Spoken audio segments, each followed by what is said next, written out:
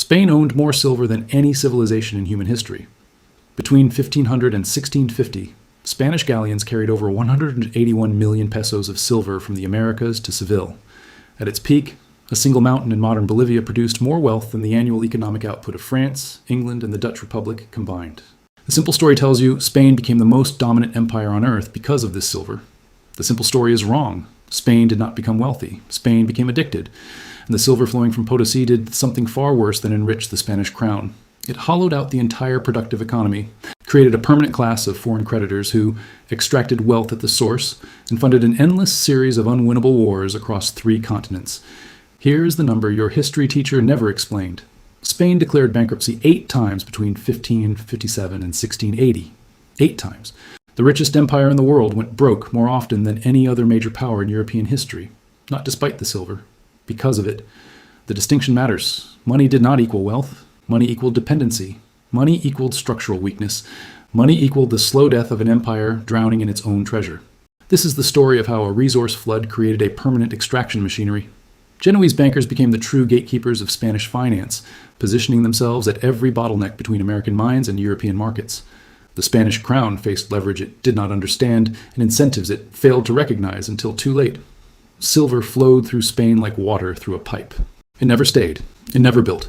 It never created the infrastructure of lasting power. Philip II, the most feared monarch in Europe, found himself begging Italian financiers for emergency loans at 40% interest, while sitting atop the largest precious metal reserves the world had seen. His treasury officials watched in documented horror as American silver landed in Seville and departed for Genoa within weeks, paying debts from wars fought a decade earlier. Welcome to Noob Historian. We follow the money, trace the power, and expose the history they never taught you in school. The Spanish resource curse did not end in 1680. You see its descendants everywhere in the modern world. Venezuela sits atop the largest proven oil reserves on the planet and imports basic foodstuffs.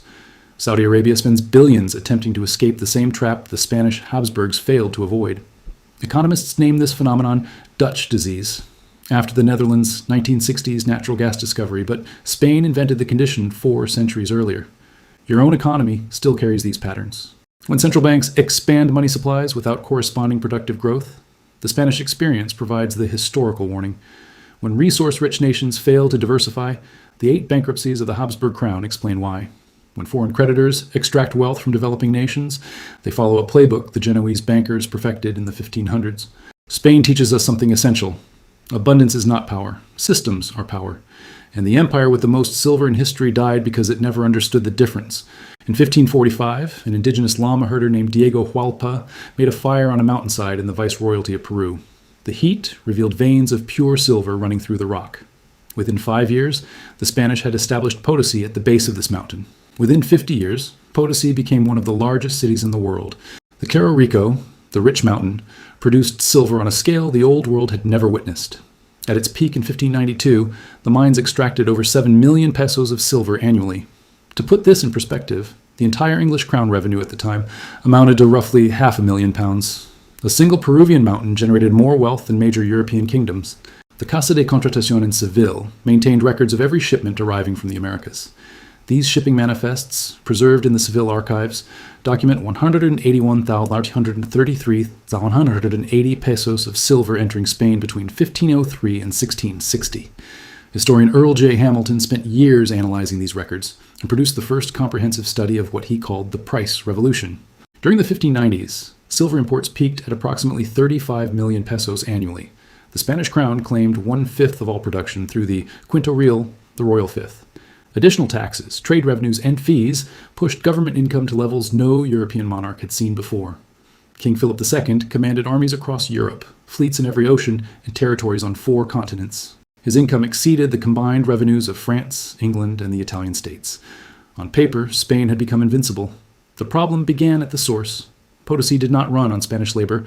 The mines operated through the mita system, a forced labor draft inherited and expanded from Incan institutions.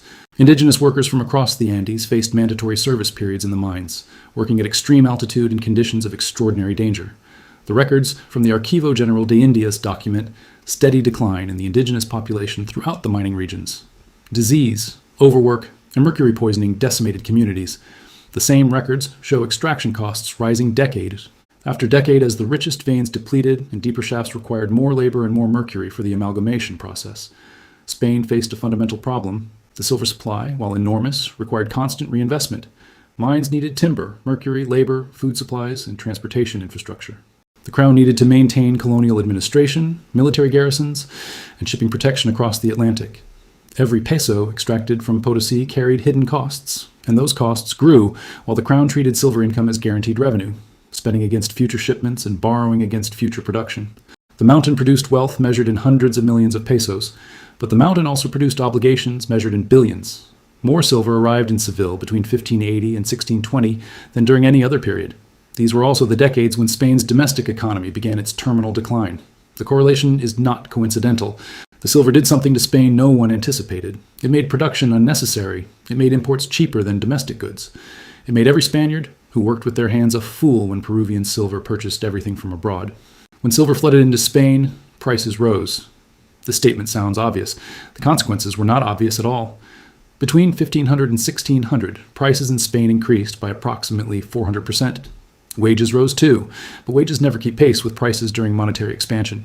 The working population of Spain saw their purchasing power erode decade after decade, while merchants and landowners accumulated nominal wealth in a currency losing value by the year. Economists now call this phenomenon Dutch disease, named after the Netherlands' experience with natural gas wealth in the 1960s. But Spain suffered the condition 3 centuries earlier and in more severe form. The mechanism works through a straightforward process. Resource income raises the exchange value of local currency. Raised currency values make imports cheaper. Cheaper imports undercut domestic producers. Domestic producers close their operations. The workforce shifts from production to services and extraction. The economy becomes dependent on the resource. When the resource depletes or prices fall, no productive capacity remains. Spain in the 1500s followed this pattern with precision. Spanish textiles, once exported throughout Europe, lost market share to English and Dutch competitors who produced at lower costs. Spanish ironworks closed as imported goods arrived cheaper from northern Europe. Spanish shipyards declined as Genoese and Dutch vessels carried Spanish trade at lower rates. The arbitristas, Spanish economic reformers of the period, documented this destruction in real time. González de Chelorigo published his Memorial de la Política Necesaria in 1600, warning the crown in explicit terms. He wrote, Spain was becoming a republic of enchanted men, living outside the natural order. His calculations showed for every ducat of American silver, Spain's productive economy lost 3 ducats in manufacturing capacity. Chelorigo was not alone. Martín de Azpilicueta, a theologian and early monetary theorist, identified the connection between silver imports and price increases as early as 1556. He developed what later economists would call the quantity theory of money. More money chasing the same goods produces higher prices. Spain provided the living laboratory for this theory. The crown ignored these warnings. Silver continued to flow. Prices continued to rise. And Spanish industry continued to die. By 1620, Spain imported the majority of manufactured goods consumed within its borders. Spanish merchants became intermediaries, purchasing goods from Dutch, English, French, and Italian producers and reselling them in colonial markets. The merchants profited. The productive economy disappeared. The Cortes of Castile, the representative assembly, petitioned the crown repeatedly about industrial decline. Records from these sessions document specific complaints. Textile workers in Toledo lacked employment. Iron workers in Basque regions closed forges. Shipwrights in Catalonia built fewer vessels each decade. The crown responded with protectionist measures. Tariffs on imported goods, prohibitions on certain foreign manufactures, requirements for domestic content in military procurement. None of these measures worked because the fundamental problem remained. As long as silver made imports affordable and domestic production expensive, no tariff regime altered the underlying incentives. Foreign observers noted the paradox. Spain controlled more treasure than any empire in history. Spain also became dependent on foreign suppliers for basic manufactured goods. The English, Dutch, and French sold Spain the weapons, ships, cloth, and tools the Spanish once made themselves. American silver paid for all of it. The silver did not stay in Spain. It transited through Spain. The ports of Seville and Cadiz became processing centers where precious metal arrived from the west and departed to the north and east. Spanish workers watched wealth flow past them to foreign manufacturers who produced the goods Spain no longer made. This was the first great irony of the Spanish imperial economy. The richest empire in the world became a conduit for transferring New World wealth to the productive economies of Northern Europe.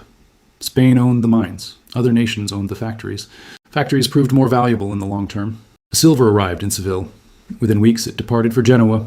This transfer requires explanation. The Spanish crown did not spend silver as it arrived. The crown spent silver before it arrived. The Habsburg monarchs fought wars across Europe, maintained colonial administrations on 3 continents, and funded the largest military establishment in the Western world. These operations required constant cash flow. Silver shipments arrived once or twice per year. War expenses occurred daily. This timing mismatch created opportunity for financiers willing to provide short-term credit. The Genoese banking families positioned themselves as the solution to Spain's cash flow problem. They became the gatekeepers of imperial finance. The mechanism was called the asiento. A Genoese banking consortium would provide immediate cash to the Spanish crown, accepting repayment from future silver shipments. The crown received liquidity. The bankers received interest. Interest rates during stable periods ran between 15 and 25%. During crisis periods, rates reached 40 to 50%. Documents from the Archivio di Stato di Genova reveal the scale of these operations. The Grimaldi, Centuriona, Spinola, and Doria families controlled networks extending from Seville to Antwerp to Milan. They did not provide passive loans. They provided essential services the Spanish crown found impossible to replicate. Genoese bankers operated the bills of exchange system, enabling the crown to transfer funds across Europe without physically shipping metal. A Spanish army in Flanders needed payment. Silver in Seville required months to transport. Genoese bills of exchange enabled instantaneous transfer of value. The crown paid heavily for this convenience. The bankers also controlled currency exchange operations between Castilian silver, Flemish florins, Italian ducats, and German thalers. Each exchange carried fees. Each fee reduced the purchasing power of American silver before it reached Spanish soldiers, suppliers, and officials. By the 1570s, the Genoese had achieved structural dominance over Spanish imperial finance. The crown found itself borrowing to pay interest on previous borrowings. New silver shipments arrived already pledged to creditors. Future shipments sold at discount to cover immediate needs. Philip II understood the trap. His treasury officials warned him repeatedly. The Consejo de Hacienda, the Council of Finance, produced reports documenting the escalating debt burden and the percentage of silver income flowing directly to foreign creditors. Philip attempted to break the Genoese monopoly. In 1575, he declared bankruptcy, repudiating the existing asiento contracts. The Genoese banking consortium responded by cutting off credit entirely. Spanish armies in Flanders went unpaid for months. In 1576, unpaid Spanish troops sacked Antwerp in an orgy of violence called the Spanish Fury. The sack destroyed one of the richest cities in Europe and permanently damaged Spanish standing in the Low Countries. Philip surrendered. He negotiated new terms with the Genoese, accepting higher interest rates and stricter conditions than before the bankruptcy declaration. The bankers had demonstrated their leverage. The crown depended on their services. Bankruptcy provided temporary relief at the cost of worse terms when credit resumed. This pattern repeated across the next century. Declaration of bankruptcy, credit cutoff, military and administrative chaos, renegotiation on worse terms, resumption of borrowing, escalating debt, new bankruptcy. The cycle continued through Philip III, Philip IV, and Charles II. The Genoese bankers extracted their share of American silver at the source. They positioned themselves at the bottleneck between resource and expenditure. The crown possessed theoretical wealth in American mines. The bankers possessed practical control over the flow of usable funds. Structural power proved more valuable than nominal wealth. The Genoese understood this distinction. The Spanish Habsburgs learned it too late. Spain did not go bankrupt because of excessive spending on palaces, art, or luxury. Spain went bankrupt because of war. Continuous, expensive, unwinnable war across multiple theaters for nearly 2 centuries. The Habsburg inheritance placed Spain at the center of every major European conflict. Charles V, who became King of Spain in 1516 and Holy Roman Emperor in 1519, ruled territories spanning Spain, the Netherlands, parts of Italy, Austria, and the Americas. This inheritance came with enemies attached. France opposed Habsburg encirclement. The Ottoman Empire threatened Mediterranean possessions and Central European holdings. Protestant princes in Germany challenged Catholic authority. Dutch provinces demanded independence. England competed for Atlantic trade and colonial territory. Charles fought all of them. His son Philip II fought all of them. His grandsons fought all of them. Each war consumed silver faster than the mines produced it. Military costs in the 16th and 17th centuries underwent dramatic inflation. The military revolution, as historians call it, transformed European warfare. Armies grew larger. Fortifications grew more complex. Artillery grew more expensive. Naval forces required massive capital investment. The Spanish crown attempted to maintain dominance across all these categories simultaneously. The Army of Flanders provides the clearest example. Spain stationed between 60,000 and 90,000 soldiers in the Low Countries during peak periods of the 80 Years' War against Dutch independence. These troops required constant payment. Mutinies occurred whenever payments fell into arrears. The records document over 45 major mutinies between 1572 and 1607. Paying an army of 80,000 soldiers required approximately 1.5 million ducats annually in wages alone. Supplies, fortifications, artillery, and naval support multiplied this figure several times. The total cost of the Flanders operation exceeded Spanish-American revenue during most years of the conflict. Spain also maintained Mediterranean fleets against Ottoman naval power. Atlantic fleets protected silver shipments from pirates and English raiders. Garrison forces held Italian territories against French claims. Colonial armies suppressed indigenous resistance and defended against English and Dutch incursions. Philip II's own accountants calculated the empire spent more on interest payments to creditors than it received in silver revenue during several years of the 1570s and 1580s. War costs plus debt service exceeded total income. The difference came from additional borrowing. Additional borrowing increased future debt service. The spiral continued. The Spanish Road illustrated the geographic problem. Moving troops and supplies from Spain or Italy to the Netherlands required passage through French or hostile territory. The Spanish developed an overland route through Lombardy, Savoy, Franche-Comté, and Lorraine. Maintaining this corridor required diplomatic payments, garrison forces, and continuous logistical operations. Every component of the military machine demanded silver. Every demand created additional borrowing. Every loan carried interest charges exceeding the growth in silver production. The mathematics guaranteed eventual collapse. Philip II stated the problem with unusual clarity in correspondence with his advisors. He wrote, "Spain fought not for territory or wealth, but for religion and reputation. The first required eternal vigilance against Protestant heresy. The second required refusing any appearance of weakness.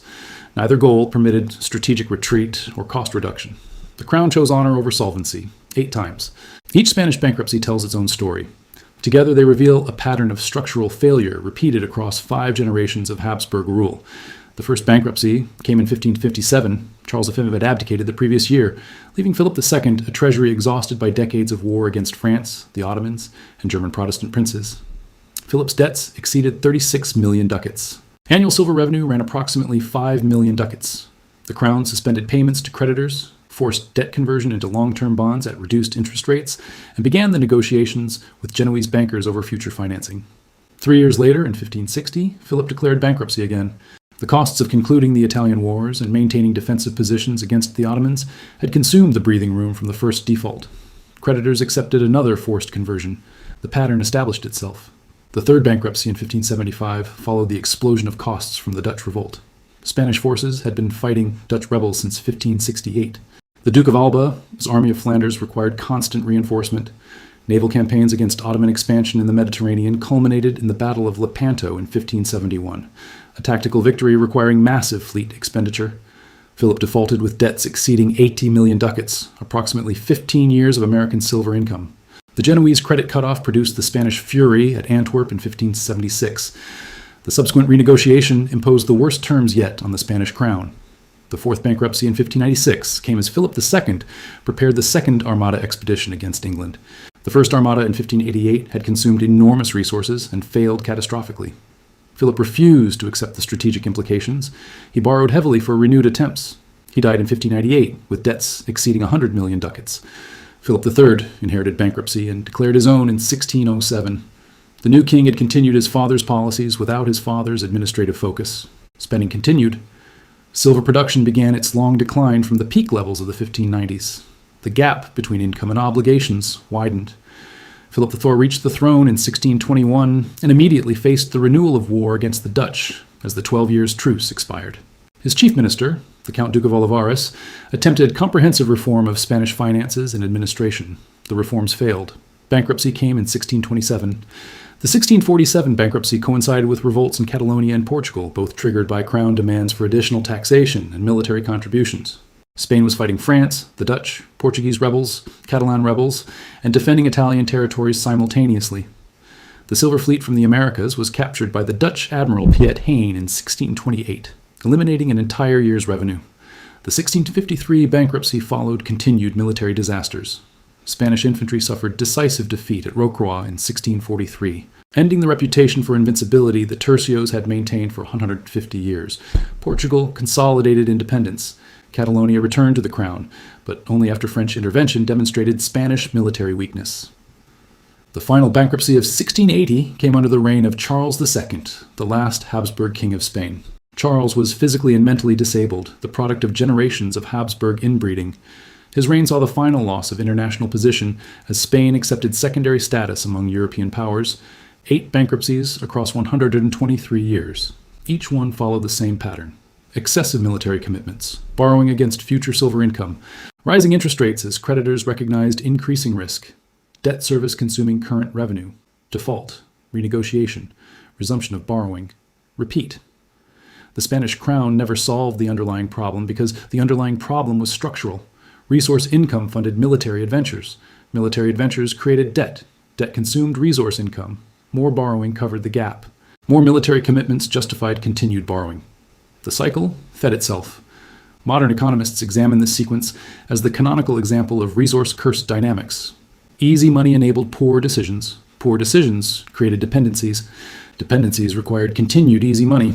When the money proved insufficient, collapse followed. Spain's 8 bankruptcies ended in 1680.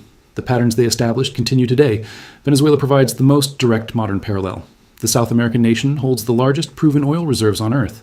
During the oil boom decades of the 1970s through 2000s, Venezuela used petroleum revenue to fund social programs, subsidize consumption, and import manufactured goods from abroad. Venezuelan domestic production atrophied. Agriculture declined. Manufacturing closed. The economy became petroleum extraction connected to everything else through imports. When oil prices collapsed in the 2010s, Venezuela faced hyperinflation, food shortages, and political collapse. Venezuelan economists described the same process González de Chellarigo identified in 1600. Resource wealth without productive development creates dependency. Dependency creates vulnerability. Vulnerability creates collapse when the resource fails. The economics profession named this Dutch disease after the Netherlands experienced similar dynamics following North Sea natural gas discoveries in the 1960s. Dutch manufacturing suffered as currency appreciation made exports uncompetitive. The Dutch adapted through diversification and sovereign wealth funds. Spain never adapted. Venezuela did not adapt. Saudi Arabia watched these patterns and drew conclusions. Crown Prince Mohammed bin Salman launched Vision 2030, an explicit attempt to diversify the Saudi economy away from petroleum dependency. The Saudi leadership studied historical resource empires, including Habsburg Spain, to understand why oil wealth alone guarantees nothing. The Saudi Sovereign Wealth Fund invests petroleum revenue in productive assets worldwide. Saudi industrial policy attempts to build manufacturing, technology, and service sectors independent of oil extraction. The goal is explicit. Avoid the Spanish trap. Norway provides the contrasting example. Norwegian petroleum revenue flows into the government pension fund Global, the largest sovereign wealth fund on Earth. Norway uses investment returns, not principal, for current spending. Norwegian domestic industry continues independent of petroleum. Norway studied the failures and built institutional protections. The Spanish experience also informs debates about modern monetary policy. Following the 2008 financial crisis, central banks worldwide engaged in quantitative easing, expanding money supplies to support economic activity. Critics cited Spanish silver inflation as historical evidence for the dangers of monetary expansion without productive backing. The parallel requires nuance. Modern central banks operate in different contexts than Habsburg silver imports, but the underlying principle connects. Money without production creates distortions. Distortions accumulate. Accumulated distortions produce crisis. Your own economic environment carries Spanish echoes. Nations rich in natural resources face the same choice between consumption and investment. Governments with easy access to borrowing face the same temptation to spend against future income. Creditors position themselves at bottlenecks the same way Genoese bankers positioned themselves at Seville. The Spanish Habsburgs, controlled more silver than any dynasty in history. They declared bankruptcy 8 times. The richest empire in the world destroyed itself through structural mismanagement of its own abundance. Resources are not wealth. Systems are wealth. The Spanish never built the systems. They trusted the silver. The silver betrayed them. Every peso extracted from Potosi represented a choice. Invest in productive capacity. Build institutions for long-term stability. Develop domestic industries able to compete without currency advantages, or spend on current consumption, military glory, and debt service to foreign creditors. Spain chose consumption, glory, and debt. 8 times the bills came due. 8 times the empire discovered its silver had already departed for Genoa, Amsterdam, and London. 8 times the cycle resumed because no one broke the pattern. The mountain at Potosi still stands. The silver is gone. The lessons remain. You see them in Venezuela's collapse, Saudi Arabia's scramble, Norway's caution, and the debates about monetary policy in your own central bank. Spain bankrupted the world's richest empire 8 times. They did it by trusting abundance instead of building resilience. They did it by feeding creditors instead of feeding industries. They did it by choosing war instead of development. The 8 bankruptcies of the Spanish Habsburgs provide the template for resource curse economics. Every nation with a windfall faces the Spanish choice: spend or build, consume or invest, trust the resource or trust the system. Spain trusted the silver. The silver flowed through them to their creditors, their enemies, and their eventual replacements as European hegemon. By 1700, Spain had fallen to secondary power status. The nations enriched by Spanish silver, England and the Netherlands, rose to dominate the next century of European history.